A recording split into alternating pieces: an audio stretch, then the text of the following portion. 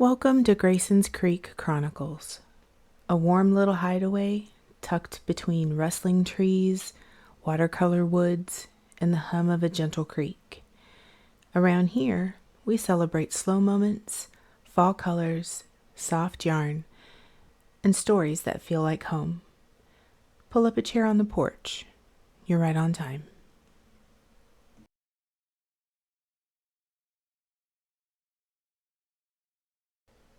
The Hermit of Hollow Bend.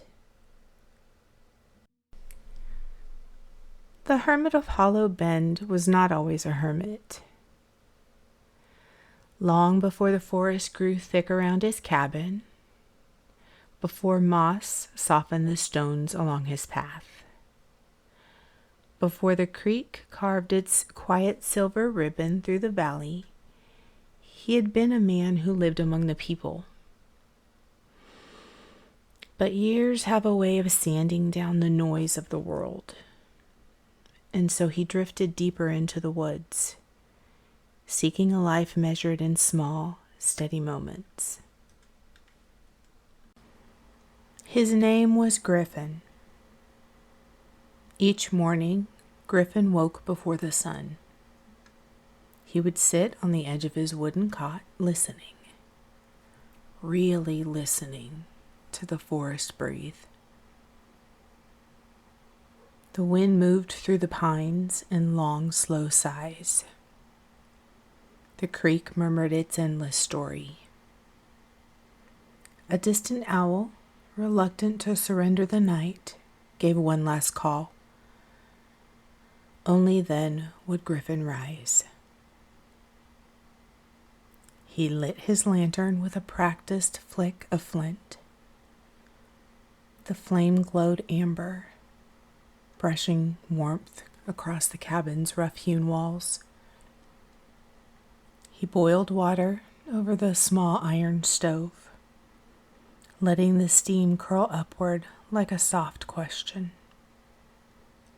He drank his tea in silence, savoring the quiet as though it were a rare and fragile thing. Life was simple, predictable, comforting. But the forest, for all its gentleness, had its moods. One afternoon, as Griffin gathered firewood near the bend of the creek, he noticed something unusual. A set of footprints in the mud. Small, light, and not his. He crouched beside them, tracing the edges with a calloused finger. They were fresh, hours old at most, and they led deeper into the woods, toward the old stone ridge where the forest grew darker and the air cooler. A quiet tension coiled in his chest. He stood still for a long moment, listening. There's nothing, just the creek, just the wind. Still, he followed the tracks. The ridge rose like a spine from the earth, its stones slick with moss.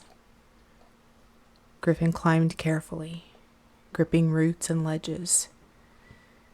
At the top, he paused.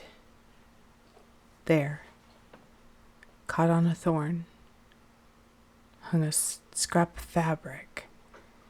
It's blue, torn, as if someone had stumbled. He scanned the forest below, and then saw movement. Just a flicker of color between the trees. But it was there. He descended the ridge with deliberate steps. The forest grew denser, shadows pooling between the trunks. And then he heard it. Was that a whimper? He followed the sound until he found a small figure curled beneath a fallen log. It was a child, no older than 10, shivering and clutching their ankle. The child looked up, eyes wide with fear. Griffin raised both hands slowly, palms open. "It's all right. You're safe." The child trembled, pain and fear tangled together. A sudden crack echoed through the forest, a branch snapping somewhere behind them. The child flinched. Griffin turned sharply and scanned. Just silence. But the forest felt somehow watchful. Griffin knelt beside the child. "We need to move," he whispered. "Can you stand?" The child shook their head, so Griffin lifted them gently into his arms. He began the slow walk back toward his cabin, every sense alert. The forest shifted around them, branches creaking, leaves rustling. Once, he even thought he heard footsteps behind them, but when he turned, nothing moved. Still, he walked faster. By the time they reached the cabin, dusk had settled. Griffin wrapped the child in a wool blanket and brewed some tea with honey. The child finally spoke. "I got lost. I was following a deer, and then I fell." Griffin nodded. "The woods can be tricky. They change when you ain't looking." The child managed a small smile. Later, as the child slept, Griffin stepped outside. The moon hung low, silvering the tops of the pines. And then, were those footsteps? He moved toward the sound. At the edge of the clearing stood a large buck, antlers wide and regal. It watched him with calm, knowing eyes. The deer dipped its head once, then vanished into the trees. The forest had been watching after all, but not with malice, just concern. Morning came soft and golden. The child's ankle was better. Griffin guided them along the creek path until they reached the trail leading home. Before leaving, the child looked up. "Will I see you again?" Griffin smiled, a small, quiet smile. "The forest brings people together when it needs to." Griffin watched until the child disappeared down the trail. Then he turned back toward his cabin, the woods welcoming him with open arms. He resumed his life of slow mornings and quiet evenings, but somehow something had changed.